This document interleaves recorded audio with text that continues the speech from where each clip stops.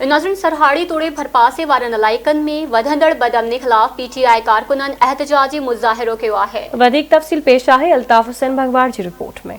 सरहाड़ी तोड़े भरपासे वारनि इलाक़नि में वधंदड़ बदअमनी ख़िलाफ़ सरहाड़ी शहदादपुर शहीद बेनज़ीराबाद डिवीज़न जे PTI अॻवाननि ऐं कारकुननि पारां सरहाड़ी थाणे अॻियां पुरअमन एहतजाजी मुज़ाहिरो करे सरहाड़ी पुलिस ख़िलाफ़ सख़्त नारेबाज़ी कई वई। असांजे शहर में जेको बदनामी वधी वई आहे, तव्हां पाण ॾिसो पिया त चोरियूं फुरूं धाड़ा जेके नाम जाम थी विया आहिनि ऐं पुलिस को बि तदारुक न पई करे। रोज़ बरोज़ ग़रीब जेके आहिनि फुरजनि पिया।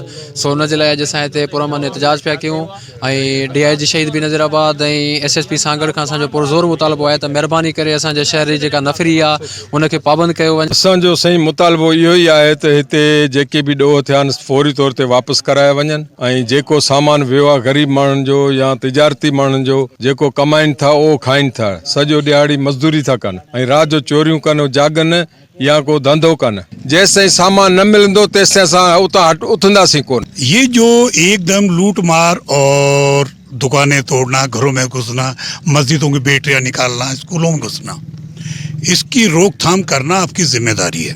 ये महंगाई हमने नहीं की, ये महंगाई हुकूमत वक्त ने की है। अगर लोग आज धाड़े कर रहे हैं तो उसके पीछे पुलिस की सरपरस्ती है। हमें अमन मुहैया किया जाए, लेकिन जो यहाँ की पुलिस है मकामी, वो बजाय अमन मुहैया करने के चोरों के साथ मिली हुई है और यहाँ पे चोरियाँ इनकी सरपरस्ती में हो रही हैं।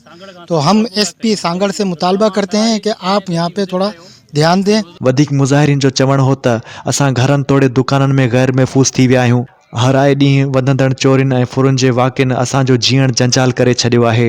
इंतिज़ामिया अमन अमान बहाल करण में मुकमल नाकाम थी वई आहे। पुलिस कख भञी ॿीणो न करे सघियो आहे। पुलिस चोरनि ऐं फौरुनि खे गिरफ़्तार करण में मुकमल नाकाम थी वई आहे। अॻवाननि DIG शहीद बेनज़ीराबाद SSP सांगड़ खां मुतालबो कयो आहे त फौरी तौर नोटिस वठी सरहाड़ी शहर जो अमन अमान बहाल करायो वञे ऐं थियल चोरियुनि जो अज़ालो कयो वञे, न त ॿी सूरत में DIG शहीद बेनज़ीराबाद जे ऑफिस अॻियां धरणे जो सॾु ॾींदासीं। कैमरामैन टीम सां गॾु अल्ताफ़ हुसैन बंगवार, आवाज़ TV, सरहाड़ी।